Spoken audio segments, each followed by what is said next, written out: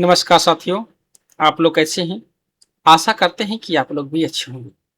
आज की इस वीडियो में exam for the post of junior engineer electrical जी मेट्रो कोलकाता का क्वेश्चन पेपर देखने वाले हैं, जो कि 13/6/2026 को कंडक्ट कराया गया था। दोस्तों, इसमें बहुत ही अच्छे लेवल के प्रश्न पूछे गए थे। सभी क्वेश्चन का यहाँ पे डिटेल सोल्यूशन आप लोग को प्रोवाइड करवाने वाला हूँ। साथ साथ में यहाँ पे देख सकते हैं, उससे रिलेटेड जितने भी फैक्ट बन सकते हैं, इंपॉर्टेंट क्वेश्चन बन सकते हैं, उसको इस पीडीएफ में इंक्लूड किया हूँ। तो वीडियो को एंड तक जरूर देखें। दोस्तों, आप लोग बताना चाहूंगा कि यार, अगर आप जे इलेक्ट्रिकल जनरल की प्रिपरेशन कर रहे हैं और आपको स्टडी मटेरियल की आवश्यकता है, जैसे प्रैक्टिस सेट, क्वेश्चन बैंक, आपका प्रीवियस ईयर क्वेश्चन पेपर, साथ ही इम्पोर्टेंट नोट्स, शॉर्ट्स नोट्स, तो आप ESWR एजुकेशन पॉइंट से जुड़ सकते हैं। वहाँ पे बहुत सारा स्टडी मटेरियल आपको अवेलेबल करवाया गया है, जिससे आप प्रिपरेशन करके सफलता प्राप्त कर सकते हैं। बहुत से ऐसे कैंडिडेट हैं कि ESWR एजुकेशन पॉइंट से स्टडी कर 100/100 मार्क्स ला रहे हैं, तो आप भी ला सकते हैं। तो आप ESWR एजुकेशन पॉइंट के इस कोर्स को जरूर परचेज करें। तो बिना समय गंवाते हुए इस वीडियो की शुरुआत करते हैं। पहला नंबर प्रश्न है, काफी इंपॉर्टेंट प्रश्न है, सभी एग्जामों के लिए ये इंपॉर्टेंट है। जैसे अ 3 phase star connection load with phase voltage 230 volt has line voltage. 230 volt phase voltage वाले 3 फेज स्टार कनेक्शन लोड का लाइन वोल्टेज कितना होता है? तो कितना होता है? 400 होता है। काफी इंपॉर्टेंट प्रश्न है और इससे संबंधित क्वेश्चन पूछे जाते हैं। यहाँ पर समझते हैं, इन अ 3 phase star connection the relation between line voltage and phase voltage is. Line voltage बराबर क्या होता है? √3 गुने फेज वोल्टेज होता है। ठीक है, यहाँ पे आपका पूछ रहा है कि लाइन वोल्टेज दिया, वोल्टेज दिया हुआ फेज वोल्टेज, तो लाइन वोल्टेज क्या होगा? तो लाइन वोल्टेज बराबर होता है √3 गुने यहाँ पे जो फेज वोल्टेज है 230 दिया हुआ है। कैलकुलेट करेंगे तो 398.4 वोल्ट आएगा, जो अप्रॉक्स 400 वोल्ट के आसपास में है। तो ऑप्शन नंबर डी में है 400 वोल्ट, उससे आसपास में कोई एक्यूरेट वैल्यू नहीं है। ठीक है, तो 3 फेज स्टार संयोजन में line line voltage phase voltage का संबंध इस प्रकार से है, जैसा कि ऊपर में बताया। अब यहाँ पे इंपॉर्टेंट फार्मूला है, आप लोग को जरूर यहाँ पे ध्यान रखना है। स्टार कनेक्शन के लिए क्या होता है, अभी डिस्कस किए कि लाइन वोल्टेज बराबर होता है √3 गुने फेज वोल्टेज। वही अगर फेज वोल्टेज कहेंगे तो लाइन वोल्टेज बाय √3 होगा। ध्यान रखिए कि स्टार कनेक्शन में लाइन करेंट और लाइन जो है फेज करेंट दोनों आपका इक्वल होते हैं। तो काफी इंपॉर्टेंट पॉइंट है, ध्यान रखेंगे। करेंट जो होता है आपका स्टार कनेक्शन में दोनों इक्वल होता है। ठीक है, डेल्टा कनेक्शन की बात करें तो यहाँ पे लाइन जो वोल्टेज होता है फेज वोल्टेज के इक्वल होता है।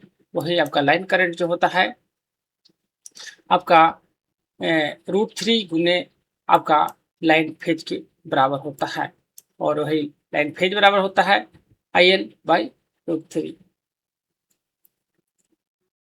स्टील की तीसरी रेल का प्रति किलोमीटर प्रतिरोध कितना होता है? स्टील की तीसरी रेल का प्रति किलोमीटर प्रतिरोध कितना होता है? 0.29 ओम होता है। तो ऑप्शन नंबर आपका जो है डी राइट होगा। रेलवे ट्रैक्शन प्रणाली में स्टील की थर्ड रेल का मानक निश्चित प्रतिरोध जो है 0.29 ओम होता है। ठीक है, ओम प्रति किलोमीटर माना जाता है, जिसका उपयोग ट्रैक्शन गणनाओं में किया जाता है।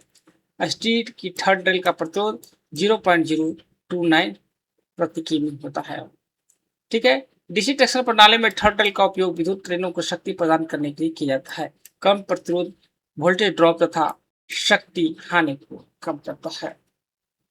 तो कोलकाता मेट्रो में थर्ड रेल का उपयोग किया जाता है, उससे संबंधित एक क्वेश्चन था। एक single phase full wave bridge rectifier में कितनी डायोड का उपयोग किया जाएगा? Bridge full wave bridge rectifier बनाने के लिए 4 डायोड की आवश्यकता होता है। तो ऑप्शन नंबर आपका जो होगा डी राइट होगा। Single phase full wave bridge rectifier 4 diode होते हैं। एसी सप्लाई के प्रत्येक आधे चक्र में 2 डायोड संचालित होते हैं तथा अन्य 2 रिवर्स बायस होते हैं, जिससे पूर्ण तरंग जो है रेक्टिफिकेशन प्राप्त होता है। यानी ब्रिज रेक्टिफायर में 4 डायोड होते हैं, प्रत्येक आधे चक्र में 2 डायोड संचालित होते हैं। ब्रिज रेक्टिफायर में सेंटर टैप ट्रांसफार्मर की आवश्यकता नहीं होती है। 4 नंबर है सिंगल फेज एसी में पूर्णतः कैपेसिटिव लोड को दी जाने वाली शक्ति क्या होता है। देखिए कैपेसिटिव लोड जो होता है आपका लीडिंग होता है, तो रिएक्टिव लीडिंग होता है। ऑप्शन नंबर आपका डी होगा। ठीक है, zero net real power over cycle. यहाँ पर समझते हैं in pure capacitive AC circuit the current lead the voltage by 90 degree. तो काफी इंपॉर्टेंट पॉइंट है, जरूर ध्यान रखिएगा। अगर प्योर कैपेसिटिव एसी सर्किट है तो इसमें करंट जो होता है आपका वोल्टेज से आपका 90 डिग्री लीड करता है। Therefore the average real active power consumed over one complete cycle zero and only आपका leading reactive power is exchange between the source and the capacitor. यानी शुद्ध कैपेसिटिव एसी परिपथ में धारा जो होता है वोल्टेज से 90 डिग्री आगे होता है, इसलिए एक पूर्ण चक्र में औसत वास्तविक सक्रिय गति शून्य होती है। वास्तविक सक्रिय शक्ति क्या होता है, शून्य होती है, तथा केवल लीडिंग रिएक्टिव शक्ति का उत्पादन होता है। अब यहाँ पे इंपॉर्टेंट फैक्ट आप लोगों को डाल दिए हैं। कब क्या होगा, यहाँ लोड है, फेज एंगल है, पावर फैक्टर है और रियल पावर है। ठीक है, यहाँ पे देखिए अगर सर्किट जो है आपका प्योर रजिस्टिव है यानी शुद्ध प्रतिरोध है, उसमें आपका जो फेज एंगल होता है ध्यान रखिएगा जीरो होता है। प्योर रजिस्टिव में क्या होता है, फेज जो एंगल होता है जीरो होगा। पावर फैक्टर आपका जो प्योर रेजिस्टेंस में आपका 1 होता है। तो काफी इंपॉर्टेंट पॉइंट है, ये क्वेश्चन डायरेक्ट आपको पूछा जाता है कि प्योर रेजिस्टेंस सर्किट में पावर फैक्टर क्या होता है, तो 1 होता है। और यहाँ पे देखिए तो मैक्सिमम होता है, यहाँ पे रियल पावर क्या होता है, मैक्सिमम होता है। अगर प्योर इंडक्टेंस की अगर बात करें तो ये जो होता है आपका 90 डिग्री पीछे होता है।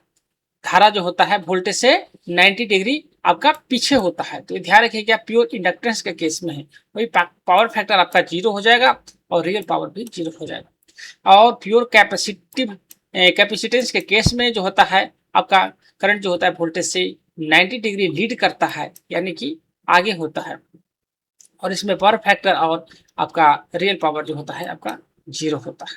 तो काफी इंपॉर्टेंट पॉइंट है, जरूर ध्यान रखेंगे, यहाँ से डायरेक्ट आपको क्वेश्चन पूछा जाता है। रेजिस्टेंस के केस में फेज एंगल जीरो, इंडक्टेंस के केस में आपका जो होगा लैगिंग करेगा, कैपेसिटेंस के केस में लीड करेगा। ओके, पैरेलल परिपथ में जुड़े 3 समान बल्बों में से यदि एक फ्यूज हो जाए तो अन्य बल्बों पर क्या प्रभाव पड़ेगा। देखिए यहाँ पे ध्यान रखिएगा, पैरेलल परिपथ है। पैरेलल में क्या होता है कि अगर आपको एक बल्ब अगर फ्यूज हो जाता है तो अदर बल्ब जो है आपको चलते रहता है। ठीक है, तो ऑप्शन नंबर आपका जो होगा यहाँ पे रिमेन lit। ठीक है, तो ऑप्शन नंबर आपका जो होगा एक राइट होगा। पैरेलल परिपथ में बल्ब सप्लाई के समांतर जुड़ा होता है। यदि एक बल्ब फ्यूज हो जाए तो शेष बल्ब में पूर्ण सप्लाई वोल्टेज मिलता रहता है और वे समान रूप से जलते रहते हैं। पैरेलल परिपथ की प्रत्येक शाखा को पूर्ण सप्लाई वोल्टेज प्राप्त होता है। एक शाखा के खराब होने पर अन्य शाखाएं प्रभावित नहीं होता है। पैरेलल परिपथ सीरीज परिपथ की तुलना में अधिक विश्वसनीय होते हैं, इसलिए घरेलू जो वायरिंग होता है पैरेलल में किया जाता है, ना कि सीरीज में। अगर सीरीज में कर दिया जाएगा तो अगर कोई भी बल्ब अगर आपको एक फ्यूज हो जाता है तो अदर सभी बल्ब जो है उसके आगे वाले फ्यूज हो जाएंगे। ठीक है, ट्रैक्शन में आपका रीजनरेटिव ब्रेकिंग ऊर्जा को वापस भेजती है। तो क्या भेजती है, तो ऑप्शन नंबर डी राइट होगा। Overhead third rail on board register depending on system. तो ये जो है आपका थर्ड रेल से पूछा है, कोलकाता मेट्रो से संबंधित क्वेश्चन है। रीजनरेटिव ब्रेकिंग में ट्रैक्शन मोटर जनरेटर के रूप में कार्य करती है और चलती हुई ट्रेन की गतिज ऊर्जा को विद्युत ऊर्जा में परिवर्तित करती है। यह ऊर्जा यदि विद्युत आपूर्ति प्रदान स्वीकार करती है, ओवर हेड उपकरण वही चीज थर्ड रेल में वापस भेज देती है। यही आपका पुनर्जनन यानी रीजनरेटिव होता है। तो ऊर्जा ऑन बोर्ड ब्रेकिंग आपका रजिस्टरों में नष्ट कर दी जाती है। तो काफी इंपॉर्टेंट प्रश्न है, यहाँ पे रिजनरेटिव से रिलेटेड क्वेश्चन आपको पूछा जाता है, रेल से रिलेटेड भी, मेट्रो से रिलेटेड भी। तो यहाँ पे पहले देखें तो रिजनरेटिव ब्रेकिंग गतिज ऊर्जा को विद्युत ऊर्जा में परिवर्तित करता है। प्रणाली की अनुमति होने पर ऊर्जा ओएचई या थर्ड रेल में वापस भेजी जाती है। यदि आपका रिजनरेशन संभव नहीं हो तो ब्रेकिंग रजिस्टर ऊर्जा को नष्ट करते हैं। तो काफी इंपॉर्टेंट क्वेश्चन है, जरूर ध्यान रखेंगे, सभी एग्जामों में क्वेश्चन पूछा जाता है। भारत में पहली मेट्रो सेवा की शुरुआत क्या हुआ? मेट्रो का एक क्वेश्चन था और वही शुरुआत पहली बार हुआ था, इसलिए क्वेश्चन पूछ लिया भी गया। तो 1984 में इसकी शुरुआत किया गया था। ठीक है, भारत की पहली मेट्रो 24 अक्टूबर आपका 1984 को। तो यहाँ पे डेट भी आपको पूछा जा सकता है बिल्कुल कि 24 अक्टूबर 1984 को कोलकाता आपका एस्प्लेनेड और भवानीपुर, जिसे अभी वर्तमान में नेताजी भवन के नाम से भी जानते हैं, प्रारंभ हुआ था। इसके साथ ही देश में मेट्रो रेल की सेवा की शुरुआत हुई थी। अब इससे संबंधित इंपॉर्टेंट क्वेश्चन देख लेते हैं। भारत की पहली मेट्रो जो रेल है कोलकाता मेट्रो रेल है। वाणिज्यिक सेवा प्रारंभ 24 अक्टूबर आपका 1984 से। पहला मेट्रो खंड जो है आपका एस्प्लेनेड और भवानीपुर, जो अब नेताजी के नाम से जानते हैं। प्रथम मेट्रो खंड की लंबाई 3.40 किलोमीटर था। भारत की पहली भूमिगत मेट्रो कोलकाता में ही था। जोनल रेलवे का दर्जा 17वां जोनल रेलवे मिला था 29 दिसंबर 2010 को। प्रशासनिक मंत्रालय रेल मंत्रालय के अधीन कार्य करता है। आपका ऑनर इसका इंडियन रेलवे है। ठीक है, ये है आपका उत्तर दक्षिण corridor traction 750 volt DC third rail है। ठीक है, ईस्ट वेस्टर्न कॉरिडोर इसका है 750 डीसी थर्ड रेल का है। और ट्रैक गेज ब्लू लाइन का है जो 1676 है। ट्रैक गेज ग्रीन लाइन का जो है आपका 1435 है। फर्स्ट मेट्रो ड्राइवर्स जो है तपन कुमार नाथ एवं संजय सिंह थे। तो इससे संबंधित क्वेश्चन आप लोग को बता दिए। ये सभी क्वेश्चन जो काफी इंपॉर्टेंट है, आपके आगामी एग्जामों में पूछा जा सकता है। नेक्स्ट है यहाँ पे जो है इसमें से क्वेश्चन है लिव से। यहाँ पे पूछा है for miscarriage including abortion what period maternity leave may be granted in entire service. गर्भपात यानी एबॉर्शन सहित मामले में पूरी सेवा अवधि के दौरान कितने समय की मातृत्व अवकाश प्रदान की जा सकती है? कितने दिनों का? तो 45 डेज का। तो ऑप्शन नंबर आपका जो हो डी राइट होगा। ठीक है, रेलवे की महिला कर्मचारियों को गर्भपात एबॉर्शन सहित की स्थिति में लागू अवकाश नियमों के अनुसार जो है संपूर्ण सेवा अवधि में 45 डेज का मातृत्व अवकाश प्रदान किया जा सकता है। अब इम्पोर्टेंट यहाँ पे CCS रूल देखते हैं। जैसे मैटरनिटी लीव नॉर्मल 180 दिन का होता है यानी 6 महीने का। मिसकैरेज एबॉर्शन पूछा था 45 डेज का होता है। चाइल्ड एडॉप्शन लीव जो है गोद लेने पर अवकाश मिलता है 180 दिन। ठीक है, चाइल्ड केयर लीव इसमें कुछ नियम होते हैं, नियम को फॉलो अगर पूरा हो रहा है तो 180 दिन मिलेगा। चाइल्ड केयर लीव 730 डेज का होता है पूरी सेवा अवधि में। ठीक है, CCL अधिकतम 2 बच्चों के लिए दे होता है। पैटर्निटी लीव मेल एम्प्लॉय को मिलता है 15 दिन के लिए। ठीक है, लेस देन 2 आपका सर्वाइविंग चिल्ड्रेन, 2 से कम जीवित बच्चों की स्थिति में लागू होता है। कोलकाता मेट्रो रेलवे की मेन लाइन पर किस प्रकार का डीसी ट्रैक्शन सिस्टम का उपयोग किया जाता है? देखिए, कोलकाता मेट्रो में है आपका जो है थर्ड रेल। यहाँ पे देखिए तो थर्ड रेल जो है आपका अनअर्थेड सिस्टम है। तो ऑप्शन नंबर आपका जो होगा बी राइट होगा। कोलकाता मेट्रो रेलवे की main line 750 volt DC third rail traction प्रणाली के साथ में अनअर्थ फ्लेटिंग डीसी सिस्टम का उपयोग किया जाता है, जिससे स्ट्रे करंट के कारण होने वाले क्षरण को कम किया जा सका और प्रणाली की विश्वसनीयता बढ़ी। कोलकाता मेट्रो की मेन लाइन में 750 वोल्ट डीसी थर्ड रेल का उपयोग किया जाता है। डीसी ट्रैक्शन प्रणाली अनअर्थित फ्लेटिंग होती है। आपका फ्लोटिंग प्रणाली स्ट्रे करंट से होने वाले क्षरण को कम करने में सहायक होती है। साल्ट लेक सेक्टर V का स्टेशन कोड क्या है? तो इस एग्जाम में बहुत सारा स्टेशनों का कोड पूछा गया था और काफी ही ये अच्छे लेवल का क्वेश्चन माना जा सकता है, क्योंकि थोड़ा सा इसका जो कोड होता है उल्टा पलटा होता है। यहाँ पे देखें तो यहाँ पे साल्ट लेक वेक्टर V का जो कोड होता है SVAC। तो ऑप्शन नंबर आपका जो होगा डी राइट होगा। साल्ट लेक सेक्टर V जो है ईस्ट वेस्ट मेट्रो कॉरिडोर का एक स्टेशन है। तो ये भी क्वेश्चन पूछा गया था इस टाइप के भी कि ये जो मेट्रो स्टेशन है किस कॉरिडोर में आता है, तो आपको बताना पड़ेगा क्वेश्चन के अनुसार। मेट्रो रेलवे कोलकाता परिचालन कार्यों के लिए प्रत्येक स्टेशन का विशिष्ट स्टेशन कोड उपयोग करती है। डायोड तब कंडक्ट करता है जब क्या होता है? फॉरवर्ड बेस इवोव थ्रेशोल्ड। तो ऑप्शन नंबर आपका एक राइट होगा। PN junction diode forward bias होने पर तथा लगाए गए voltage cut in threshold voltage से अधिक होने पर धारा प्रवाहित होता है। रिवर्स बायर में ब्रेकडाउन होने तक केवल बहुत कम लीकेज करंट प्रवाहित करता है। Silicon diode cut in voltage लगभग 0.7 वोल्ट होता है। जर्मेनियम डायोड का कट इन वोल्टेज लगभग 0.3 होता है। डायोड मुक्त एक ही दिशा में धारा प्रवाहित करता है। तो ये काफी इंपॉर्टेंट पॉइंट है, जरूर ध्यान रखेंगे। डायोड मुक्त एक ही दिशा में प्रवाहित होता है और सिलिकॉन का और जर्मेनियम का यहाँ पे कट वोल्टेज यहाँ देख सकते हैं 0.7 एंड जर्मेनियम का 0.3 वोल्ट होता है। कोर लॉस का पता लगाने के लिए कौन सा टेस्ट किया जाता है? ये बहुत बार क्वेश्चन ये सारे करवा रखे हैं।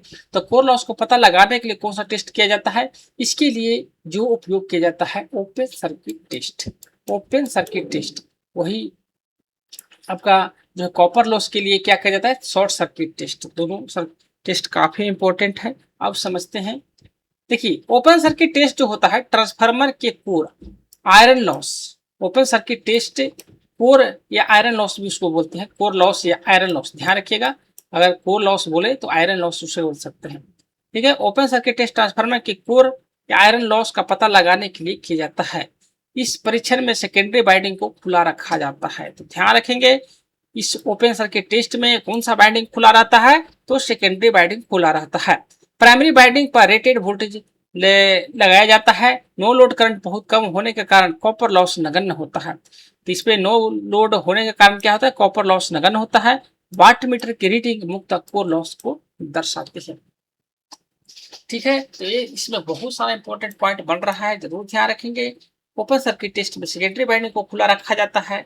ठीक है, नो लोड करंट बहुत कम होने के कारण इसमें कॉपर लॉस जो होता है नगण्य होता है और वाट मीटर की रीडिंग मुक्त कोर लॉस को ही दर्शाती है। अब समझते हैं ओपन सर्किट टेस्ट का उपयोग कोर या आयरन लॉस को पता लगाने के लिए किया जा सकता है। तो अभी कोर लॉस पूछा है, आपको डायरेक्ट पूछ सकता है आयरन लॉस को पता लगाने के लिए कौन सा टेस्ट करेंगे? तो ओपन सर्किट टेस्ट करेंगे। और शॉर्ट आपका एक कॉपर लॉस को पता लगाने के लिए क्या करेंगे? तो शॉर्ट सर्किट टेस्ट करेंगे।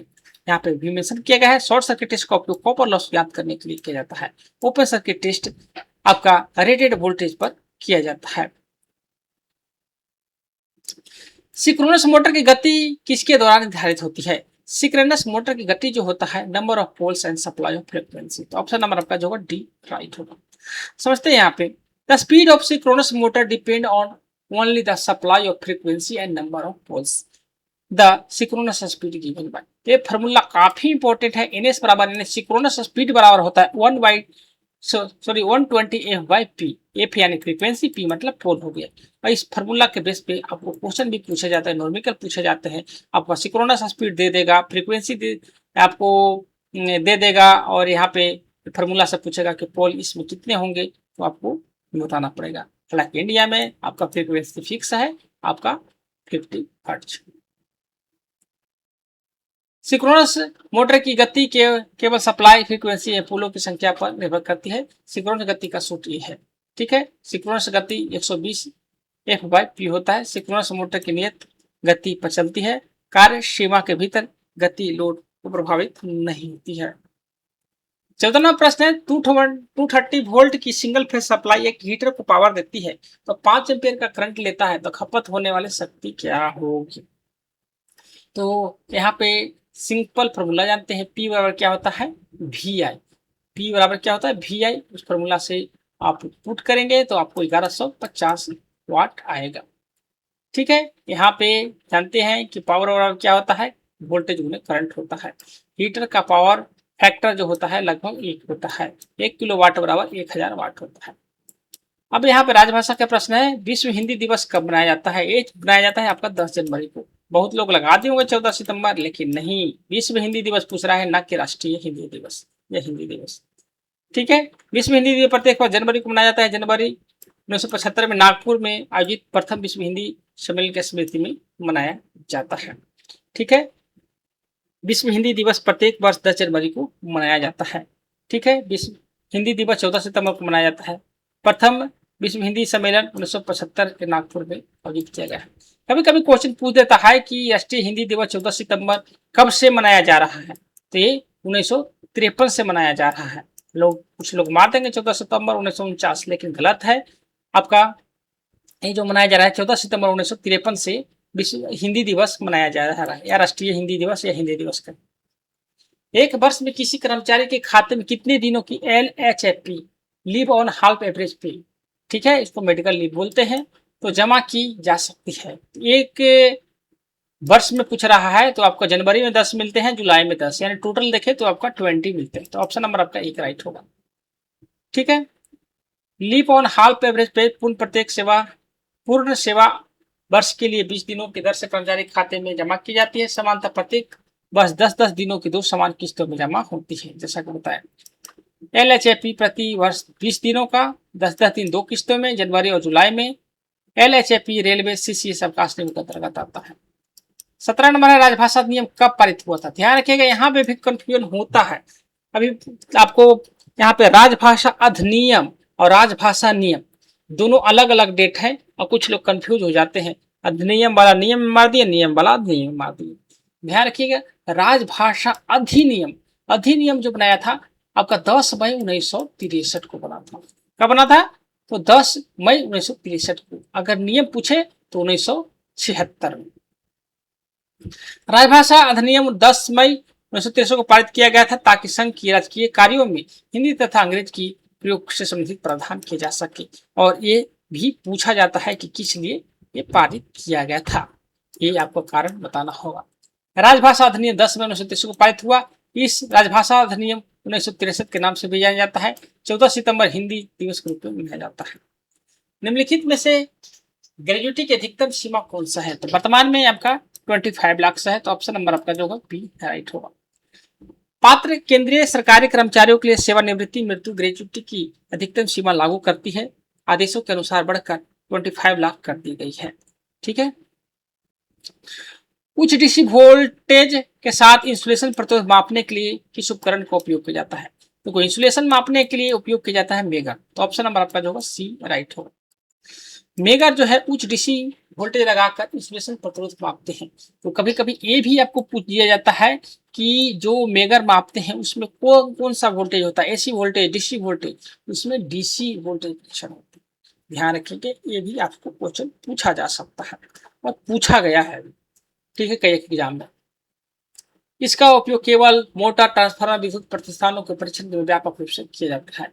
मेगर इंसुलेशन का प्रतिरोध को मापता है या उच्च डीसी परीक्षण वोल्टेज पर कार्य करता है। इसका उपयोग मोटर ट्रांसफार्मर केबल परीक्षण में किया जाता है। केबल के संदर्भ में ZHLS का पूर्व क्या है? इसका मतलब होता है zero halogen low smoke. Option number आपका जो होगा सी राइट होगा।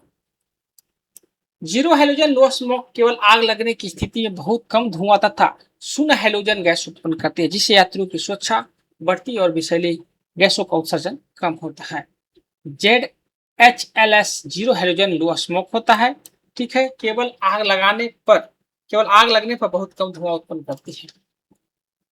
21 नंबर प्रश्न है, संविधान के अनुच्छेद 344 के 4 के अनुसार राजभाषा समिति में कुल कितने सदस्य होते हैं? तो राजभाषा समिति से संबंधित अनुच्छेद जो है 344 का 4 है। इसमें कुल मिलाकर 30 सदस्य होते हैं, जिसमें लोकसभा के 20 सदस्य और राज्यसभा के 10 सदस्य शामिल होते हैं। तो ऑप्शन नंबर आपका यहाँ पे डी होगा, जो अभी बताएं कि लोकसभा के 20 और राज्यसभा के 10 होते हैं। ठीक है। 2 से कम जीवित बच्चों की स्थिति में प्रतिनिधित्व अवकाश कितने समय के लिए स्वीकृत हुए? ऊपर भी डिस्कस किए थे, 15 दिनों के लिए मिलता है। तो ऑप्शन नंबर आपका डी राइट होगा। प्रतिनिधित्व अवकाश 15 दिनों का, यह सुविधा 2 से कम जीवित बच्चों की स्थिति में उपलब्ध होता है। सेंट्रल पार्क रेलवे स्टेशन का कोड पूछा है तो CPS से होता है। तो ऑप्शन नंबर आपका जो होगा सी राइट होगा। ठीक है। सेंट्रल पार्क जो मेट्रो स्टेशन है, ईस्ट वेस्ट मेट्रो कॉरिडोर का एक स्टेशन है। ठीक है। यदि रेक का कोच नंबर 4608 है तो किस प्रकार की रेक को दर्शाता है? काफी अच्छा क्वेश्चन है, हालांकि बिल्कुल फर्स्ट डिजिट से ही पता चल जाएगा कि क्या इसका राइट आंसर होगा। तो इसका जो राइट आंसर होगा बी। ठीक है, मेदहा रेक। अब यहाँ पे समझते हैं 4608 संख्या जो है MR 400 सीरीज से संबंधित है, जो मेट्रो रेलवे कोलकाता की आपका मेदहा रेक को दर्शाती है। अब समझते हैं यहाँ पे कौन सा ग्रुप का कोड क्या होता है।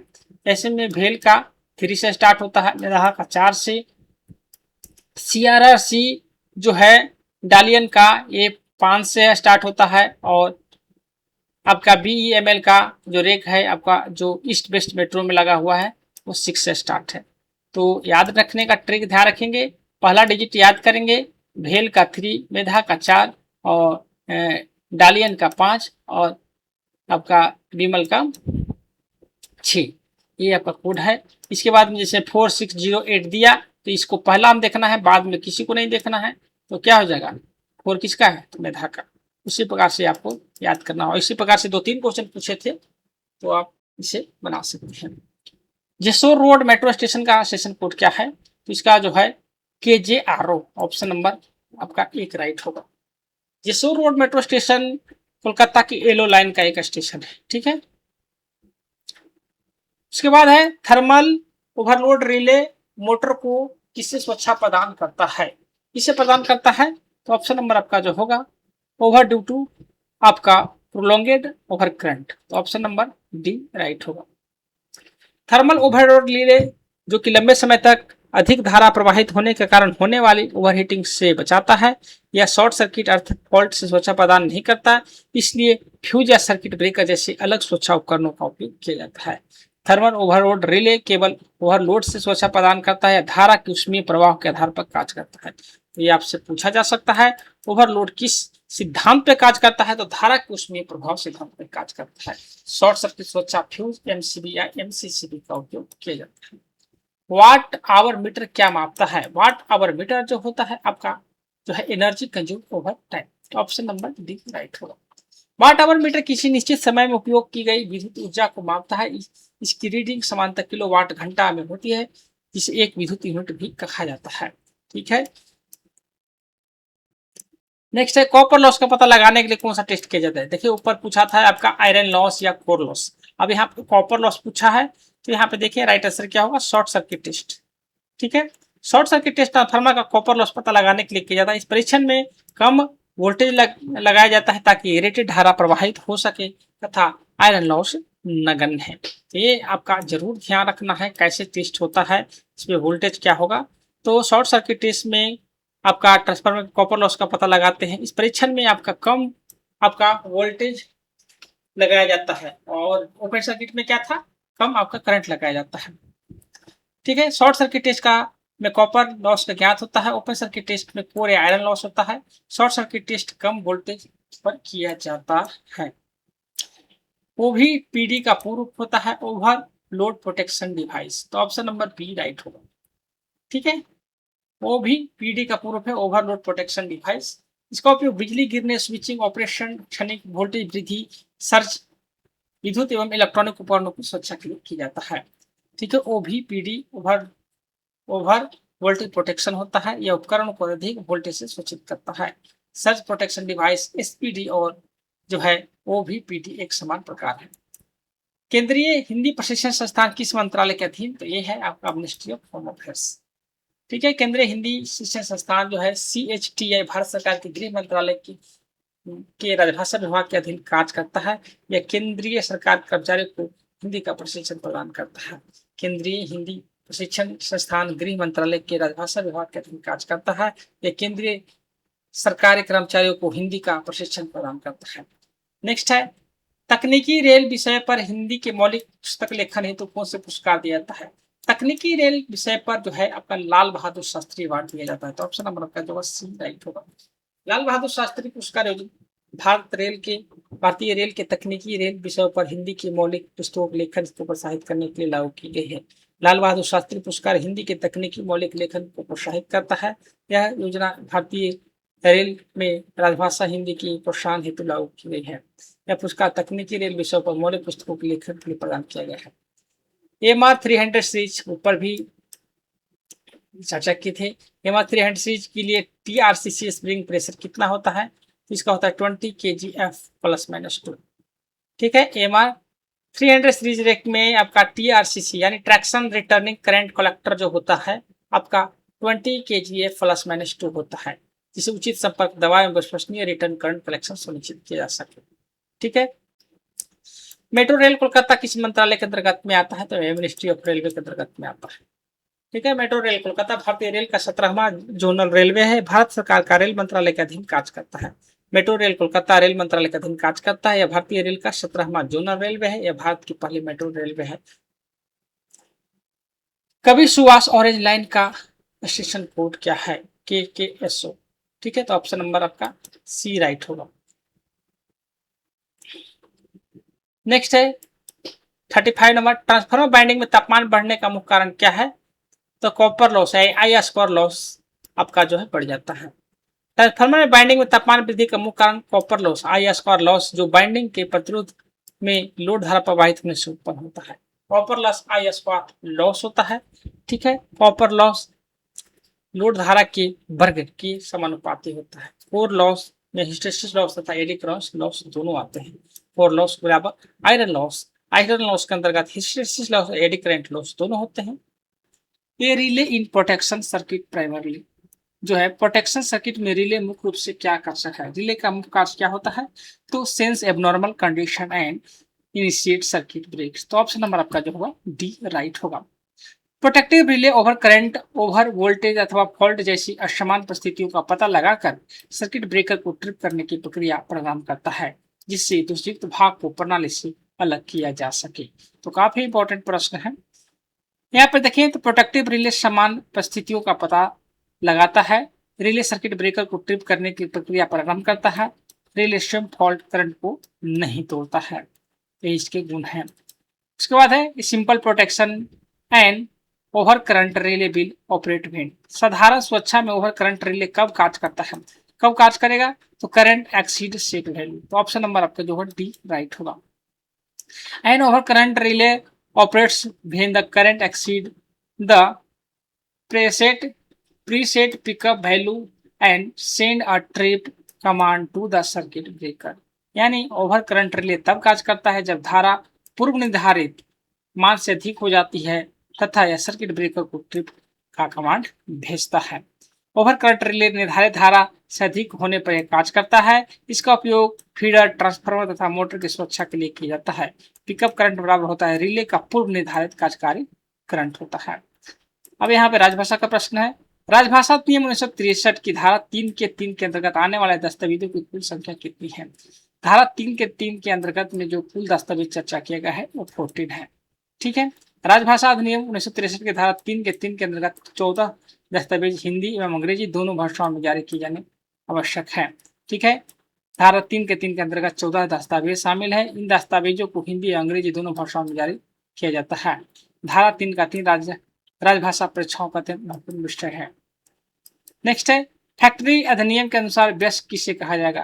किसको कहा जाता है? Person who has completed is 18 years of age. तो जो व्यक्ति का जो है यहाँ पे 18 साल उम्र पूरा हो गया उसको वयस्क कहा जाता है। ठीक है, फैक्ट्री अधिनियम के अनुसार वयस्क वह व्यक्ति है जिस अपने आपका bridging high speed circuit breaker. ठीक है, ब्रिजिंग HSCB का उपयोग 750 volt DC third rail traction प्रणाली के दो न्यूट्रल सेक्शन को जोड़ने के लिए किया जाता है। इससे न्यूट्रल सेक्शन पार करते समय विद्युत आपूर्ति बाधित न हो। ठीक है, ब्रिजिंग HSCB दो न्यूट्रल सेक्शनों को जोड़ता है। इसका उपयोग 750 volt DC third rail traction प्रणाली में किया जाता है। न्यूट्रल सेक्शन पार करते समय निर्बाध ट्रैक्शन विद्युत आपूर्ति सुनिश्चित कराता है। अब यहाँ पे AMR 300 सीरीज के रेक की प्राइमरी सस्पेंशन क्या है? तो ये जो है आपका हेलिकल स्प्रिंग। तो ऑप्शन नंबर आपका जो होगा सी राइट होगा। यहाँ देखिए मेट्रो रेलवे कोलकाता की रोलिंग स्टॉक विनिर्देशों के अनुसार जो है AMR 300 रेक जो है primary suspension, cooling spring, secondary suspension, air spring with labelling valve होता है। चूंकि हेलिकल स्प्रिंग कॉयल स्प्रिंग का ही एक प्रकार है, इसलिए सही उत्तर जो आपका हेलिकल स्प्रिंग होगा। ठीक है, primary suspension coil helical spring होता है। सेकेंडरी सस्पेंशन में आपका air spring with labelling valve होता है। ठीक है, AMR 300 में आपका एयर स्प्रिंग प्राइमरी सस्पेंशन नहीं है। 42 नंबर है डीसी सीरीज मोटर का उपयोग समंदर ट्रैक्शन में क्यों किया जाता है? क्यों किया जाता है? तो हाई स्टार्टिंग टॉर्क के कारण। तो ऑप्शन नंबर आपका डी राइट होगा। डीसी सीरीज मोटर अधिक स्टार्टिंग टॉर्क उत्पन्न करती है, इसलिए भारी भार को प्रारंभ करने वाले ट्रैक्शन कार्यों के लिए उपयोग किया जाता है। डीसी सीरीज मोटर बहुत ही अधिक स्टार्टिंग टॉर्क प्रदान करती है। इलेक्ट्रिकल ट्रैक्शन में व्यापक रूप से उपयोग होती है। लोड बढ़ने पर इसकी गति घटती है। ग्लैबिलाइजेशन क्यों किया जाता है? ग्लैबिलाइजेशन जो होता है आपका रस्ट को कम करने के लिए, तो प्रिवेंट रस्टिंग। ठीक है, ग्लैबिलाइजेशन लोहे स्टील की जिंक की परत चढ़ाने की प्रक्रिया जिसे आपका कोरिजन यानी जंग से सुरक्षा मिलती है। ग्लोबलाइजेशन में जिंक की परत चढ़ाई जाती है। इसका मुख्य उद्देश्य जंग से सुरक्षा का ट्रांसमिशन टावर पोल एवं स्टील संरचनाओं का इसका उपयोग किया जाता है। बेलेघाट का स्टेशन का कोड पूछा है, तो यहाँ पे इस एग्जाम में जो है आपका स्टेशन कोड कुल मिलाकर 8 पूछे थे और काफी इंपोर्टेंट एक पूछे थे। तो बेलाघाट स्टेशन का कोड क्या है, तो KBGA है। तो ऑप्शन नंबर आपका जो होगा डी राइट होगा। तो ऐसा स्टेशन कोड है कि आप अनुमान भी नहीं लगा सकते हैं। आप देख सकते हैं नेम के अनुसार जो बेलाघाट का कुछ और भी आप अनुमान लगा सकते थे, जैसे KBGT कर सकते थे, लेकिन यहाँ पे देख सकते हैं आ रहा है KBGA। तो यहाँ पे जरूर, यहाँ पे बहुत अभ्यर्थी जो है नाम के अनुसार यहाँ पे लगाने की कोशिश किए थे, उनको गलत हो गया है। ठीक है, बेलाघाट स्टेशन KBGA होता है। बेलाघाट मेट्रो कोलकाता के ग्रीन लाइन की स्टेशन है। तो ये भी पूछ रहा था क्वेश्चन कि कौन से स्टेशन कौन से लाइन के अंतर्गत में आता है। KBGA परिचालन पहचान हेतु प्रयुक्त स्टेशन कोड है। 33 kV प्रणाली ऑक्सिलरी ट्रांसफार्मर के लिए वोल्टेज रेटिंग क्या है, तो 33 kV बाय 415 वोल्ट। तो ऑप्शन नंबर आपका जो है सी राइट होगा। 33 kV ट्रैक्शन प्रणाली में ऑक्सिलरी ट्रांसफार्मर 33 kV को 415 वोल्ट में परिवर्तित करता है, जिससे प्रकाश व्यवस्था, वेंटिलेशन, बैटरी चार्जिंग तथा अन्य सहायक लोड को विद्युत आपूर्ति की जाती है। ठीक है, इनपुट वोल्टेज 33 kV है, आउटपुट वोल्टेज 415 वोल्ट है। मेट्रो प्रणाली में सहायक विद्युत भारों के लिए उपयोग किया जाता है। वह उपकरण जो AC वोल्टेज को बढ़ाता है घटाता है वो ट्रांसफार्मर होता है। तो ऑप्शन नंबर आपका एक राइट होगा। ट्रांसफार्मर एक स्थिर विद्युत उपकरण है जो विद्युत चुंबकीय प्रेरण यानी इलेक्ट्रोमैग्नेटिक इंडक्शन के सिद्धांत पर कार्य करता है। ठीक है, ये AC वोल्टेज को स्टेप अप या स्टेप डाउन करने के लिए उपयोग किया जाता है। ध्यान रखेंगे ट्रांसफार्मर हमेशा जो है आपका AC करंट पे ही कार्य करता है, और ये भी प्रश्न पूछा गया था। ट्रांसफार्मर केवल AC सप्लाई पे कार्य करता है। स्टेप अप ट्रांसफार्मर वोल्टेज को बढ़ाता है, स्टेप डाउन ट्रांसफार्मर जो होता है घटाता है। HSCB का पूरा पूछा है, काफी इंपोर्टेंट प्रश्न है।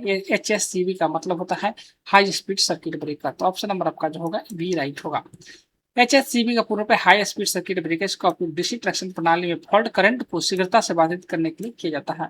ध्यान रखिएगा हाई स्पीड सर्किट ब्रेकर का उपयोग डीसी ट्रैक्शन प्रणाली में किया जाता है। ठीक है, डीसी ट्रैक्शन प्रणाली का उपयोग किया जाता है, फॉल्ट की स्थिति में त्वरित सुरक्षा प्रदान करता है। सबसे समान अर्थ इलेक्ट्रोड कौन सा होता है, सबसे समान अर्थ इलेक्ट्रोड है कॉपर और ग्रेवेनाइज स्टील एंड ड्राइवन रॉड और प्लेट। ठीक है, तो ऑप्शन नंबर डी राइट होगा। सबसे अधिक उपयोग किए जाने वाला अर्थ इलेक्ट्रोड कॉपर या ग्लेवनाइज स्टील यानी GI रॉड अथवा प्लेट होते हैं, क्योंकि पृथ्वी तक कम प्रतिरोध वाला मार्ग प्रदान करते हैं तथा जंग का बेहतर प्रतिरोध करते हैं। ठीक है, कॉपर तथा GI जो है व्यापक उपयोग होता है। अर्थ इलेक्ट्रोड पृथ्वी तक कम प्रतिरोध वाला मार्ग प्रदान करता है। भारत में पाइप अर्थिंग सबसे अधिक प्रचलित अर्थिंग व्यवस्था है। सिटी का पूर्ण पता, सिटी का मतलब करंट ट्रांसफार्मर। तो ऑप्शन नंबर आपका जो होगा डी राइट होगा। करंट ट्रांसफार्मर इंस्ट्रूमेंट ट्रांसफार्मर है। क्या है करंट ट्रांसफार्मर, क्या है इंस्ट्रूमेंट ट्रांसफार्मर, जिसका उपयोग उच्च धारा को मीटरिंग एवं सुरक्षा के लिए किया जाता है। ध्यान रखेंगे क्या है, उच्च धारा को मीटरिंग एवं सुरक्षा के लिए मानक तक कम करने हेतु किया जाता है। सिटी का मतलब करंट ट्रांसफार्मर। सिटी का उपयोग मीटरिंग एवं सुरक्षा के लिए किया जाता है। ध्यान रखिएगा काफी इंपॉर्टेंट पॉइंट है, सिटी के सेकेंडरी को कभी भी ओपन सर्किट नहीं रखा जाना चाहिए। ठीक है, फैक्ट्री अधिनियम किस वर्ष लागू हुआ था, फैक्ट्री अधिनियम किस वर्ष लागू हुआ था, 1948 में लागू हुआ था। फैक्ट्री अधिनियम 1948 का कानून में कार्य श्रमिकों को स्वास्थ्य, सुरक्षा, कल्याण, कार्य परिस्थितियों को विनियमित करने के लिए अधिनियमित किया गया था। ठीक है, फैक्ट्री अधिनियम 1948 में 1 अप्रैल 1950 को प्रभावी हुआ था। यह कारखानों में स्वास्थ्य, सुरक्षा, कल्याण एवं कार्य परिस्थितियों के विनियमित करता है। East west metro green line किस प्रकार की रेल कार्यरत है, तो east west metro green line में जो है वहाँ कोलकाता मेट्रो में AMR 600 सीरीज का रेक चालू हुआ है। तो ऑप्शन नंबर आपका जो होगा डी राइट होगा। मेट्रो रेलवे कोलकाता की east west metro green line आपका BEML द्वारा निर्मित AMR 600 सीरीज के रेक संचालित होती है। ये 6 coach standard gauge 3 phase AC rake है, जिन्हें विशेष रूप से ईस्ट वेस्ट कॉरिडोर के लिए विकसित किया गया है। ये जो है 750 volt DC third rail traction प्रणाली पर चलती है। मेट्रो रेलवे कोलकाता की आधिकारिक जानकारी ग्रीन लाइन के AMR 600 सीरीज का उपयोग किया जाता है। ठीक है, east west metro green line AMR 600। ठीक है, आपका मैन्युफैक्चर जो है आपका BEML लिमिटेड है। ट्रैक्शन प्रणाली 750 है, इसमें 6 कोचेज हैं और गेज जो है आपका स्टैंडर्ड गेज का उपयोग किया गया है, जिसमें 1435 है mm। मोटर में टॉर्क उत्पन्न होने का कारण क्या है, कारण क्या है, initiate the magnetic field and current in आपका कंडक्टर। तो ऑप्शन नंबर आपका जो है डी राइट होगा। मोटर को चुंबकीय क्षेत्र में धारा वहन करने वाले चालक की परस्पर क्रिया के कारण उत्पन्न होता है, यह आपका लॉरेंज फोर्स प्रिंसिपल पर आधारित है। तो काफी इंपॉर्टेंट प्रश्न है। टॉर्क चुंबकीय क्षेत्र एवं धारा की परस्पर क्रिया से उत्पन्न होती है। ठीक है, यह सिद्धांत है लॉरेंज बल का और चालक बल पर आपका BIL साइन थीटा होता है। यदि रे का कोच नंबर आपका 5603 है तो यह किस प्रकार कार्य को दर्शाता है। पिछले वीडियो में इसके बारे में बताए थे कि पहला ही डिजिट से आप समझ सकते हैं कि इस कौन सा मेक का है। तो राइट आंसर जो होगा ऑप्शन नंबर आपका डी। ठीक है, डालियन। मेट्रो रेल कोलकाता के रोलिंग स्टॉक ब्रेकर के अनुसार आपका 5000 कोच जो है MR 500 सीरीज से संबंधित इसका निर्माण आपका CRRC डालियान द्वारा किया गया, इसलिए इसका कोच संख्या जो है डी 5603 डालियान रेक को दर्शाती है। ठीक है, यहाँ पे 300 वाला आपका BEML का, मेधा का आपका 4 है और 500 सीरीज का जो है आपका डालियान का है। ठीक है, 12 वोल्ट 6 वाट रेटिंग वाले बल्ब में बहने वाले धारा की रेटिंग क्या होगा, तो 0.5 एम्पियर होगा। तो ऑप्शन नंबर आपका जो होगा एक राइट होगा। कैसे होगा जानते होंगे, P बराबर VI फॉर्मूला पर पुट करेंगे तो 0.5 आएगा। ठीक है, शक्ति का कुछ फॉर्मूला हम इंपॉर्टेंट फॉर्मूला देख लेते हैं। जैसे P बराबर क्या होता है, VI होता है। ठीक है, धारा निकालने के लिए I बराबर P बटे V भी कर सकते हैं। वोल्टेज निकालने के लिए V बराबर P बटे I भी कर सकते हैं। ओम का नियम होता है V बराबर IR होता है। ठीक है, और यहाँ पर ध्यान रखेंगे पावर फॉर्मूला यूजिंग रेजिस्टेंस, तो P बराबर होता है I स्क्वायर R, या कर सकते हैं V स्क्वायर बटे R कर सकते हैं। ठीक है, तो काफी इंपॉर्टेंट फॉर्मूला है, जरूर ध्यान रखेंगे। आपका इलेक्ट्रिकल एनर्जी फॉर्मूला जो होता है E बराबर P यूनिट T होता है। ठीक है, हॉर्स बराबर 746 वाट होता है। 1 किलो वाट बराबर होता है 1000 वाट। ऑटो स्टार डेल्टा स्टार्टर का उपयोग क्यों किया जाता है, क्यों किया जाएगा, तो स्टार डेल्टा का उपयोग जो किया जाता है ऑप्शन नंबर सी। ठीक है, टू रिड्यूस स्टार्टिंग करंट, तो स्टार में करंट को कम करने के लिए। जैसे स्टार डेल्टा स्टार्टर प्रोग्राम में मोटर बाइंडिंग को स्टार सूजन में जोड़कर स्टार्टिंग करंट कम करता है तथा समान संचालन के समय उसे डेल्टा सूजन में परिवर्तित कर देता है।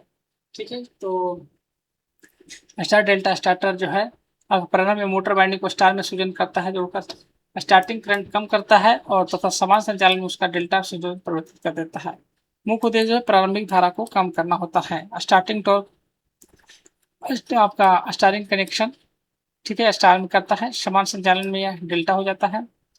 स्टार्टिंग करंट DOL स्टार्टर का 1/3। ठीक है, और स्टार्टिंग टॉर्क DOL स्टार्टर का 1/3 होता है।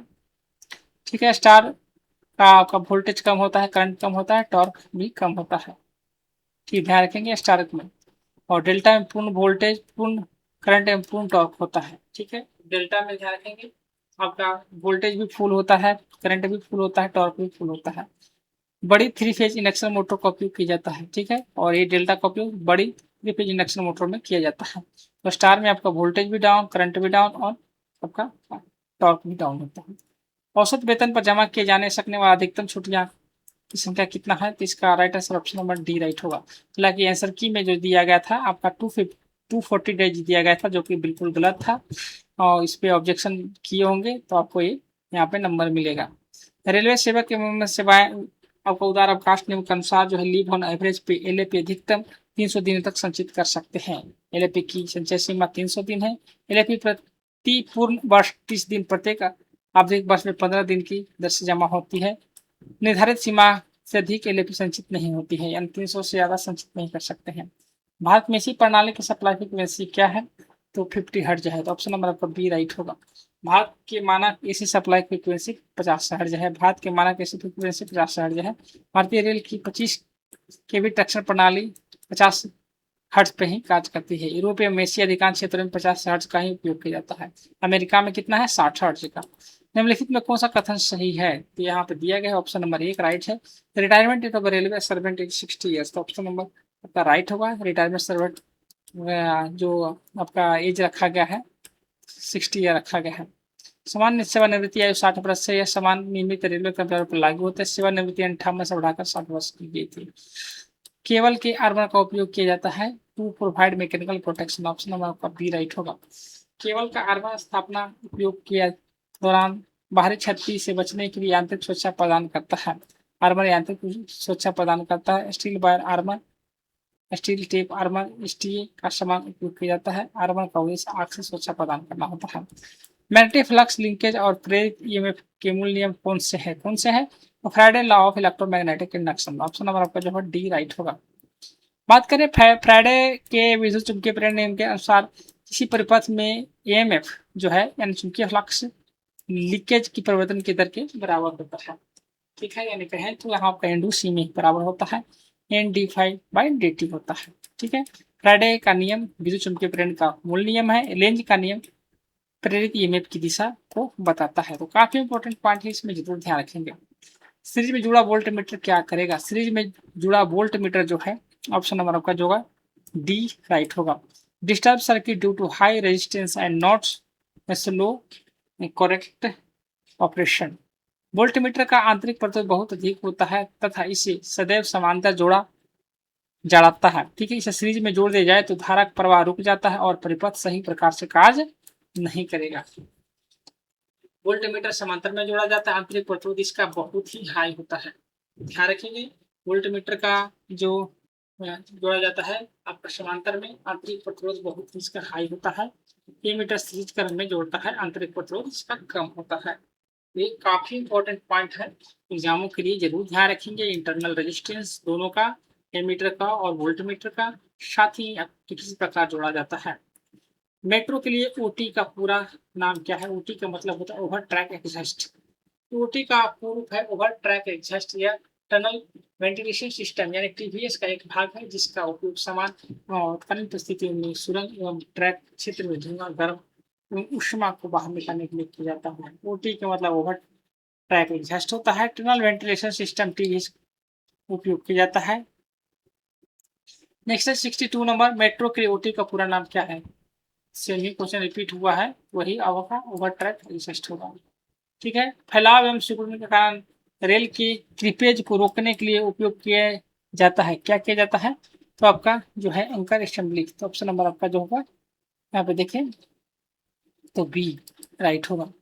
ठीक है, एंकर असेंबलीज रेल एंकर तापमान परिवर्तन एवं यथार्थ भार के कारण रेल में अनुदैर्ध्य खिसकाव क्रीप को रोकता है। ठीक है, तो काफी अच्छा क्वेश्चन था आपका एंकर असेंबली।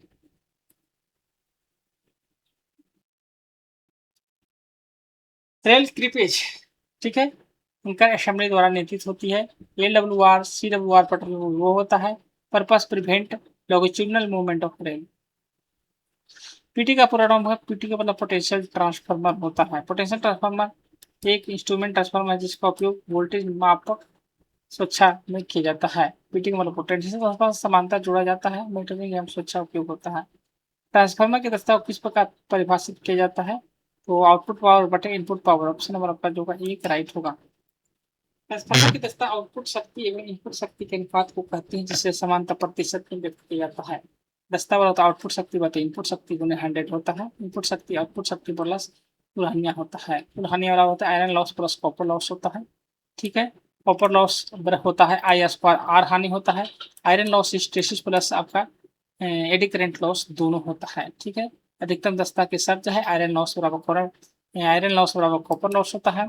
ठीक है, और ऑल डे क्षमता मतलब होता है वितरण डिस्ट्रीब्यूशन, ऑल डे इफिशियंसी आपका डिस्ट्रीब्यूशन ट्रांसफार्मर में होता है सदैव 100% से कम होती है। इफिशियंसी ऑलवेज लेस देन 100% से कम होगी।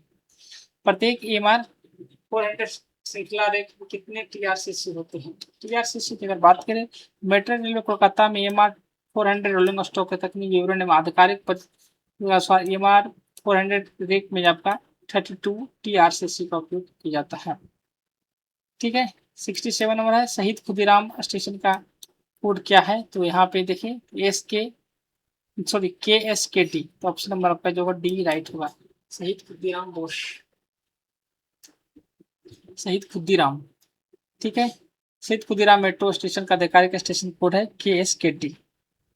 शहीद Khudiram station metro railway Kolkata की नॉर्थ साउथ ब्लू लाइन स्थित है। परिचालन एवं सिग्नलिंग कार्यों में स्टेशन कोड का उपयोग किया जाता है। ग्रीन लाइन को किस नाम से भी जाना जाता है? तो इसको ईस्ट वेस्ट कॉरिडोर के नाम से जाना जाता है। तो ऑप्शन नंबर आपका जो होगा एक राइट होगा। ठीक है, metro rail Kolkata green line को आधिकारिक रूप से ईस्ट वेस्ट मेट्रो कॉरिडोर कहा जाता है। Green line east west corridor है, blue line north south corridor होता है। Green line operate on 750 DC third rail traction. ठीक है, यदि दो समान 12 वोल्ट के बैटरी सीरीज में जोड़ा जाए तो कुल वोल्टेज कितना होगा? तो अगर यहाँ पे देखिए सीरीज करते हैं तो आपका बढ़ जाएगा, तो यानी इंक्रीज होगा। तो जब बैटरी उस सीरीज में जोड़ा जाता है तो वोल्टेज जुड़ जाता है और आपका करंट क्षमता समान होती है।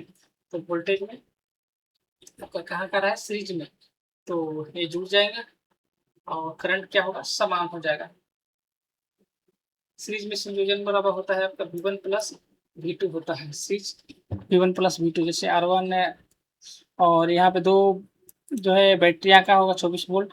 संयोजन में एच क्षमता समान होती है, समांतर संयोजन में वोल्टेज समान रहता है जबकि एच क्षमता बढ़ जाती है। सर्किट ब्रेकर फ्यूज किस प्रकार भिन्न होता है? तो can be reset after tripping. तो ऑप्शन नंबर डी राइट होगा। सर्किट ब्रेकर फॉल्ट करंट को स्वतः बाधित करता है तथा फॉल्ट दूर होने के बाद पुनः रीसेट करके उपयोग किया जा सकता है, जबकि फ्यूज एक बार कार्य करने के बाद बदलना पड़ता है। सर्किट ब्रेकर पुनः उपयोग और सुरक्षा उपकरण है। फ्यूज एक बार उपयोग होने के बाद सुरक्षा उपकरण है। दोनों ओवरलोड एवं शॉर्ट सर्किट सुरक्षा प्रदान करते हैं। सर्किट ब्रेकर का संचालन मैनुअल एवं स्वचालित दोनों प्रकार से किया जा सकता है। An ideal voltmeter reading across a short circuit would be. Short circuit के सिरों पर एक आदर्श वोल्टमीटर की रीडिंग क्या होती है? तो शॉर्ट सर्किट के सिरों पर एक आदर्श वोल्टमीटर की रीडिंग जो होती है 0 वोल्ट होती है। तो ऑप्शन नंबर आपका जो होगा आपका एक राइट होगा। ठीक है, आदर्श शॉर्ट सर्किट का प्रतिरोध शून्य होता है। इसमें ओम के नियम V बराबर IR के अनुसार सिरों पर वोल्टेज जो होता है आपका 0 वोल्ट होता है। शॉर्ट सर्किट का प्रतिरोध 0 ओम होता है। शॉर्ट सर्किट का वोल्टेज आपका 0 वोल्ट होता है। शॉर्ट सर्किट में धारा अधिकतम होती है। तो ध्यान रखिएगा, ये काफी इंपॉर्टेंट प्रश्न है। ओम का नियम क्या है? V बराबर IR। तो जो चारों पॉइंट दिए गए हैं काफी इंपॉर्टेंट है, आपको ये पूछा जा सकता है कि आपका प्रतिरोध कितना होता है। जैसे वोल्टेज भी पूछ दिया गया इसमें। आपका आगामी एग्जामों में धारा पूछ सकता है। ओम का नियम तो जानते होंगे। नेक्स्ट है, what is the maximum allowable ripple factor of 12 pulse rectifier. 12 pulse rectifier का अधिकतम स्वीकृत रिपल फैक्टर कितना होता है? इसका कितना होता है? तो ऑप्शन नंबर आपका जो होगा सी राइट होगा। नेक्स्ट है, if a motor draw 15 ampere at 220 volt single phase input power. यदि कोई मोटर 220 वोल्ट सिंगल फेज पर आपका 15 एम्पियर धारा लेती है तो इनपुट पावर कितनी होगी? इनपुट पावर कितना होगा? 3.3 किलोवाट होगा। तो ऑप्शन नंबर आपका जो होगा एक राइट होगा। सॉल्यूशन करते हैं।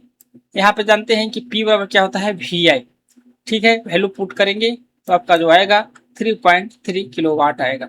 ठीक है, अब यहाँ पे आप लोग जानते होंगे 1 किलोवाट बराबर क्या होता है? 1000 वाट होता है। P और VI फॉर्मूला होता है। P बराबर होता है I स्क्वायर R या P बराबर होता है V स्क्वायर बाई R। ये काफी इंपॉर्टेंट फॉर्मूला है, कहीं आप कॉपी में जरूर नोट डाउन कर लेंगे क्योंकि इससे आपको नॉर्मिकल पूछा जाएगा। P बराबर VI, यहाँ P बराबर I स्क्वायर R भी बेस पे भी आ सकता है। P बराबर V स्क्वायर बटे R के बेस पे भी आ सकता है।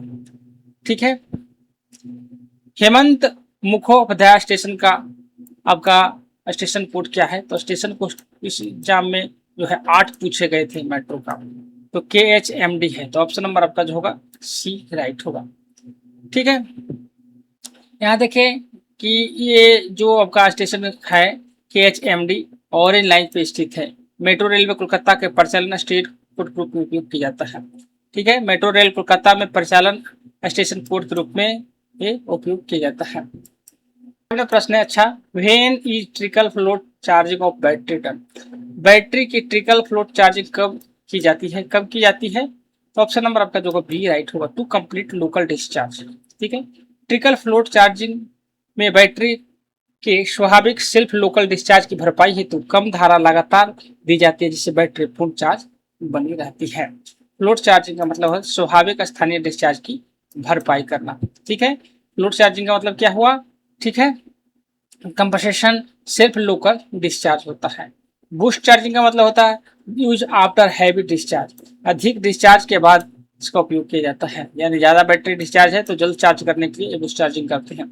फ्लोट चार्जिंग करंट में आपका बहुत ही कम करंट होता है। फ्लोट चार्जिंग बैटरी के जीवन को बढ़ाती है। नेक्स्ट है AMR 400 सीरीज के रेक के सेकेंडरी सस्पेंशन है। सर कितना सस्पेंशन है? तो एयर स्प्रिंग बिल्लो। ठीक है, तो ऑप्शन नंबर आपका जो होगा एक राइट होगा। AMR 400 सीरीज मेट्रो रेक के बेहतर राइडिंग कंफर्ट एवं स्थिति के लिए एयर स्प्रिंग बिल्लो को सेकेंडरी सस्पेंशन के रूप में उपयोग किया जाता है। ठीक है, प्राइमरी सस्पेंशन हेलिकल स्प्रिंग होता है, सेकेंडरी आपका एयर स्प्रिंग बिल्लो होता है। ठीक है, एयर स्प्रिंग यात्रा आराम एवं कंपन को कम करता है। ग्रीन लाइन परियोजना का निष्पादन किस संस्था द्वारा किया गया? किसके द्वारा किया गया था? ऑप्शन नंबर आपका जो होगा KMRCL। तो ऑप्शन नंबर आपका जो होगा एक राइट होगा। East west metro rail grey line परियोजना के निष्पादन Kolkata metro rail corporation limited यानी KMRCL के द्वारा किया गया था। Green line east waste metro corridor है। ठीक है, निष्पादन आपका जो है KMRCL होता है, KMRCL के द्वारा किया गया। वर्तमान संचालन मेट्रो रेल कोलकाता के द्वारा किया जा रहा है।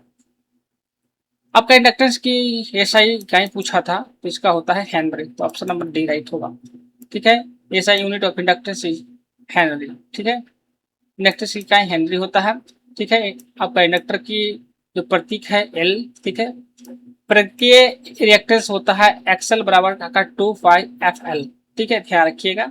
इंडक्टिव रिएक्टेंस का एक फॉर्मूला काफी इंपॉर्टेंट है, इसके बेस पर नोट भी आते हैं। तो इंडक्टिव रिएक्टेंस बराबर होता है यानी XL बराबर कहे तो 2πfl होता है। ठीक है, energy storage ½ LI²। North south metro में कौन सी रेक कार्यरत नहीं है? तो नॉर्थ साउथ मेट्रो में जो है आपका BEML रेक नहीं कार्यरत है। तो ऑप्शन नंबर सी राइट होगा। ठीक है, BEML नॉर्थ साउथ मेट्रो को संचालित नहीं होती है। नॉर्थ साउथ मेट्रो में आपका BHEL AC एवं आपका मिधा रेक कार्यरत है। ये दोनों रेक हैं लेकिन उसमें ये नहीं है। ठीक है, मेट्रो कोच की पहिए का आपका कंडमनेशन व्यास क्या होता है? तो मेट्रो रोल का आपका जो है यहाँ पे देखिए 780 है। तो ऑप्शन नंबर आपका जो होगा बी राइट होगा। कोलकाता मेट्रो रोलिंग स्टॉक विनिर्देशों के अनुसार नए पहिए का व्यास जो है 860 mm तथा अधिकतम अनुमेय घिसावट जो है 80 mm है। अतः आपका कंडमनेशन व्यास जो है 860 - 80 यानी 700 आपका 80 mm होगा। ठीक है, नई पहिए का व्यास 860, अधिकतम अनुमेय घिसावट 80 mm और कंडमनेशन व्यास जो है 780। राजभाषा नियम 1976 का विस्तार किस राज्य को छोड़कर संपूर्ण भारत पर है? तो आपका तमिलनाडु को छोड़कर। तो ऑप्शन नंबर आपका जो है एक राइट होगा। राजभाषा नियम 1976 के अनुसार तमिलनाडु राज्य को छोड़कर संपूर्ण भारत पर लागू होता है। ठीक है, राजभाषा नियम 1976 तमिलनाडु को छोड़कर पूरे भारत में लागू है। यह अधिनियम 1963 में पारित हुआ था। राजभाषा नियम जो है 1976 में लागू हुए थे। ऑरेंज लाइन किन स्थानों को जोड़ती है? तो ऑरेंज लाइन जो है आपका एयरपोर्ट टू न्यू एरिया। तो ऑप्शन नंबर जो होगा एक राइट होगा। मेट्रो कोलकाता की ऑरेंज लाइन जो है जय हिंद एयरपोर्ट न्यू गारिया यानी कवि सुहास को जोड़ती है। ऑरेंज लाइन एयरपोर्ट से न्यू गारिया कोलकाता मेट्रो की लाइन संख्या 6। एयरपोर्ट स्टेशन जय हिंद। आमतौर पर विद्युत ऊर्जा का बिल किस इकाई के रूप में बनाया जाता है? तो विद्युत ऊर्जा का बिल जो होता है आपका किलोवाट आवर में। तो ऑप्शन नंबर सी राइट होगा। विद्युत ऊर्जा की खपत का बिल किलोवाट घंटा में बनाया जाता है। व्यवसायिक इकाई किलोवाट आवर होता है। 1 यूनिट बराबर 1000 वाट होता है। एनर्जी बराबर होता है पावर गुने टाइम। दाब की यहाँ पे इकाई पूछा था, दाब आप लोग जानते होंगे, इसका क्या होता है? पास्कल होता है। तो ऑप्शन नंबर आपका जो होगा बी राइट होगा। दाब की इकाई क्या है? पास्कल है। दाब बराबर क्या होता है? बल बटे क्षेत्रफल होता है।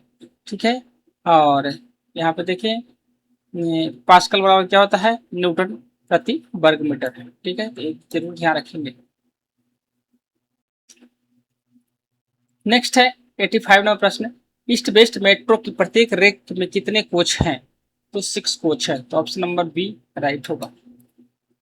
मेट्रो रेलवे कोलकाता के रोलिंग स्टॉक विवरण के अनुसार east west metro green line की प्रत्येक रेक में 6 कोच है। ठीक है, ईस्ट वेस्ट मेट्रो का रेक 6 कोच है। रोलिंग स्टॉक MR 300 MR 400 श्रृंखला के 6 कोच।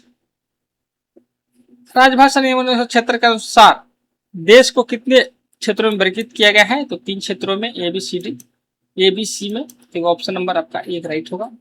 राजभाषा नियम 1976 के नियम 2 के अनुसार जो है राजभाषा नीति के प्रभावी क्रियान्वयन हेतु भारत को क्षेत्र क, ख, ग में यानी 3 क्षेत्रों में विभाजित किया गया है। तो कौन सा? 1976 के नियम 2 के तहत। ठीक है, ये क्षेत्र जो है आपका क क्षेत्र हिंदी भाषी राज्य है। ग क्षेत्र है वैसे राज्य जहाँ पे आंशिक रूप से हिंदी बोले जाते हैं, जैसे गुजरात, महाराष्ट्र, पंजाब, चंडीगढ़, दादर नगर हवेली तथा दमन दीव। ये सभी राज्यों में जो है आपका आपका ग है, यानी आंशिक रूप से बोले जाते हैं। सभी जो राज्य बच गए आपका जहाँ पे हिंदी कम बोले जाते हैं, बिल्कुल नहीं बोले जाते हैं, वो आपका जो होगा ग। राजभाषा नियम 1976 में लागू हुआ था। एक वोल्ट मीटर को कौन सा गुण होना चाहिए? एक वोल्ट मीटर को होना चाहिए उच्च आंतरिक प्रतिरोध। तो ऑप्शन नंबर आपका जो होगा यहाँ पे देखिए डी राइट होगा। वोल्ट मीटर को लोड के साथ समांतर पैरेलल जोड़ा जाता है, इसलिए आंतरिक प्रतिरोध बहुत ही अधिक होना चाहिए ताकि बहुत कम धारा ले तथा परिपथ को वोल्टेज को प्रभावित न हो। ठीक है, तो यहाँ पे वोल्ट मीटर को कौन सा गुण होना चाहिए? तो हाई इंटरनल रेजिस्टेंस होना चाहिए। ठीक है, वोल्ट मीटर पैरेलल कंडीशन में जोड़ा जाता है। इंटरनल रेजिस्टेंस इसका बहुत ही हाई होता है। ए मीटर को सीरीज में बहुत कम प्रतिरोध जोड़ा जाता है।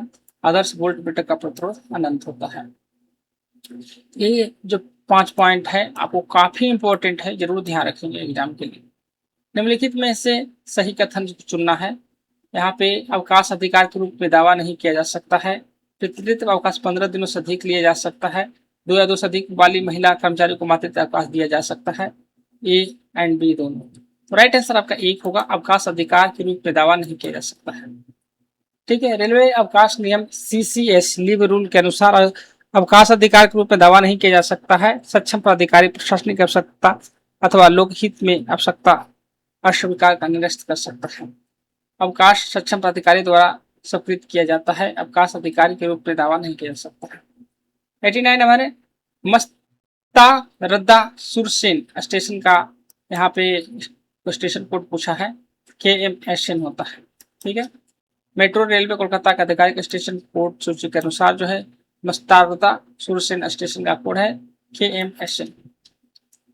PCPO को पूर्व पूछा है, ये होता है आपका personnel chief principal chief personnel officer. तो ऑप्शन नंबर आपका जो होगा 1 राइट होगा, principal chief personnel officer.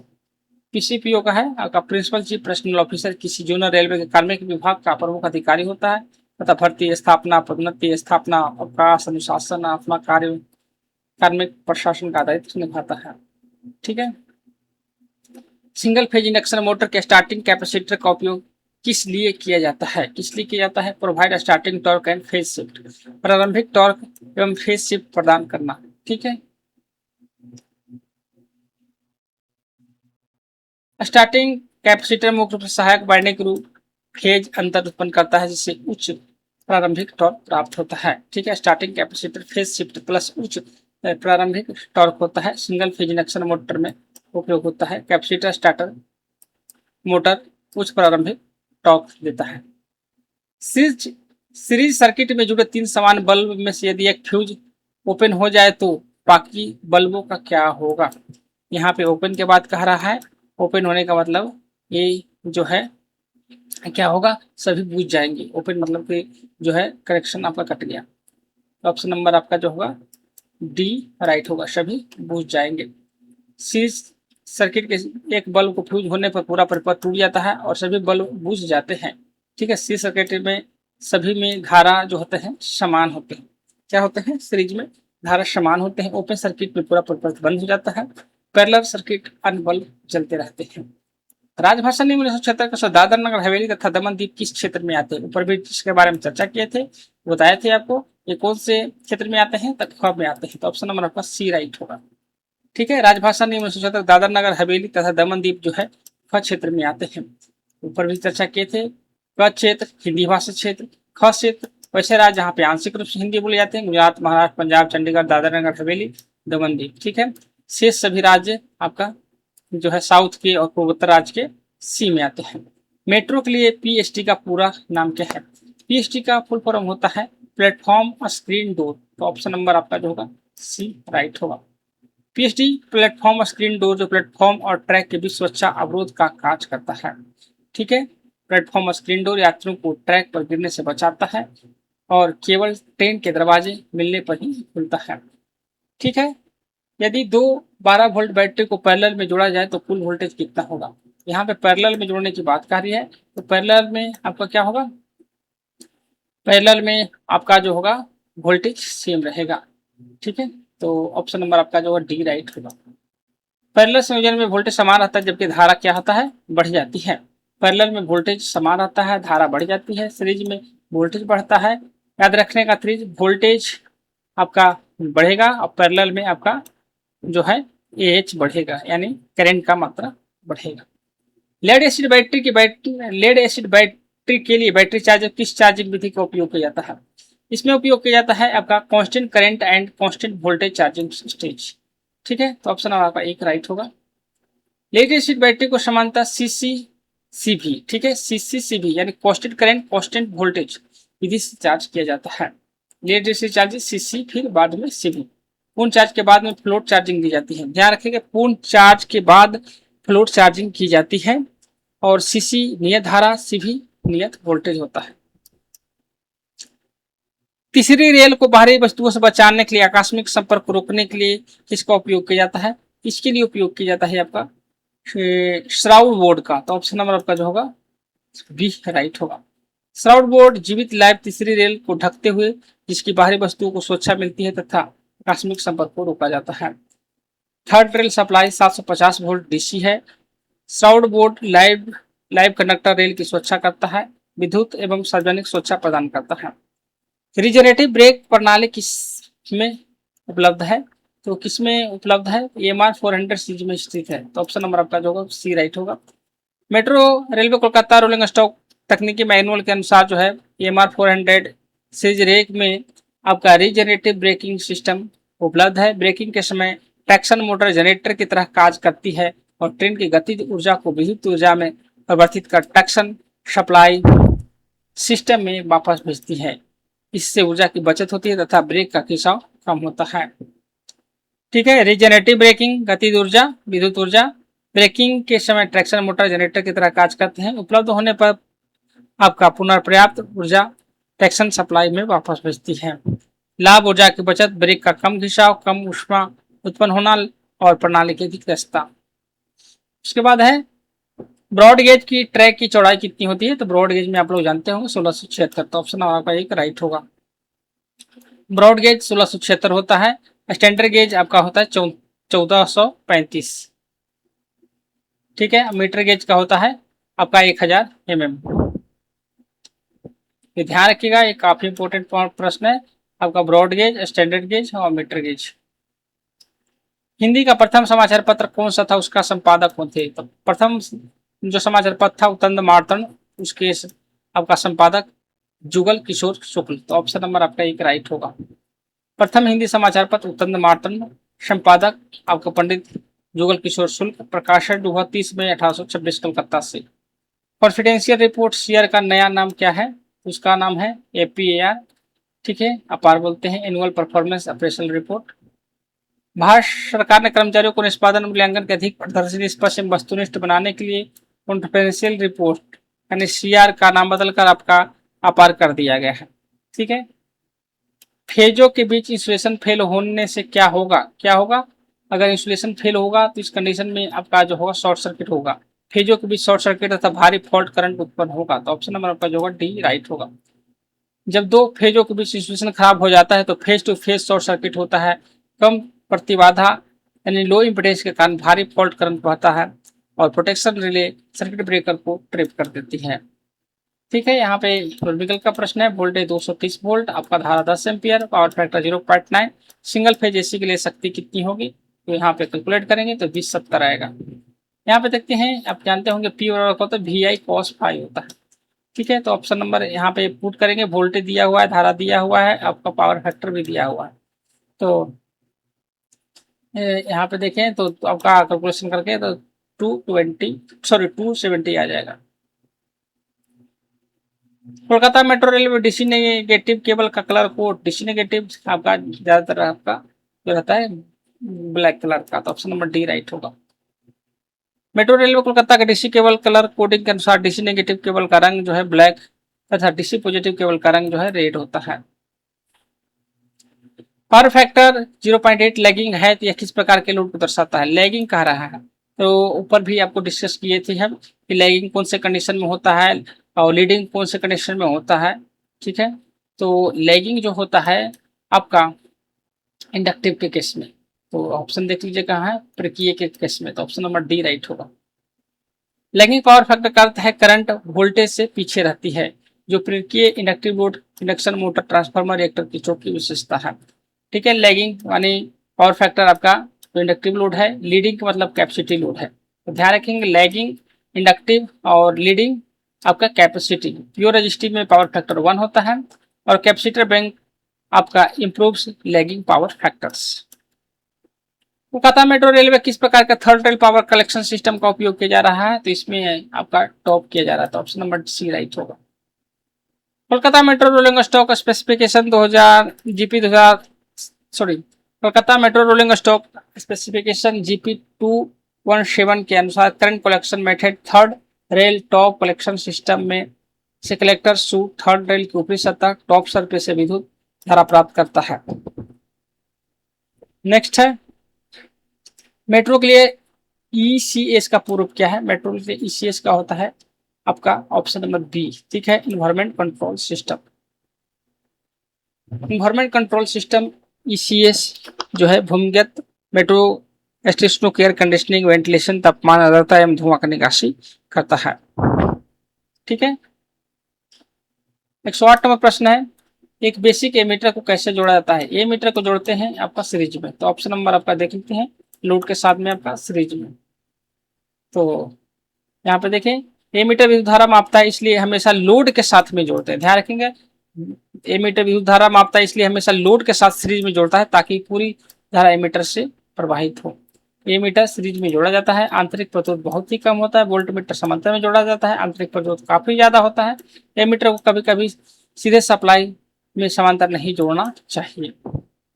Tunnel boring के लिए किस उपकरण का उपयोग किया जाता है? इसके लिए टीबीएम का उपयोग किया जाता है, टनल बोरिंग मशीन का। ठीक है, तो टनल बोरिंग मशीन टीबीएम एक विशेष मशीन जिसका उपयोग भूमिगत मेट्रो एवं रेलवे सुरंगों को सुरक्षित, सटीक एवं तेज निर्माण के लिए किया जाता है। ठीक है, कंटिन्यूटी टेस्ट में बीप की आवाज क्या दर्शाती है? बीप का जो आवाज दर्शाता है कि कम प्रतिरोध और बंद प्रतिवर्ती, यानी क्लोज सर्किट है, सर्किट चालू है। ठीक है, लो रेजिस्टेंस क्लोज सर्किट। हमेशा जब ये कंटिन्यूटी चेक करते हैं तो हमें सप्लाई को बंद कर देना चाहिए। कंटिन्यूटी टेस्ट के दौरान मल्टीमीटर तब बीप करता है जब दो बिंदुओं के बीच में कम प्रतिरोध वाला विद्युत मार्ग उपलब्ध हो। इसका अर्थ है कि परिपथ आपका क्लोज सर्किट है। बीप कंटिन्यूटी उपलब्ध है, कम प्रतिरोध आपका बंद प्रतिपद है। बीप नहीं, ओपन सर्किट अनंत प्रतिरोध है। कंटिन्यूटी टेस्ट हमेशा सप्लाई ऑफ करके ही करना चाहिए। तो फाइनली आज के इस वीडियो में 40 प्रश्न देखिए, काफी इंपॉर्टेंट प्रश्न पूछे गए थे। तो आपको वीडियो कैसा लगा? वीडियो अच्छा लगे तो वीडियो को लाइक, सब्सक्राइब एंड शेयर करना भूलें। वीडियो देखने के लिए धन्यवाद।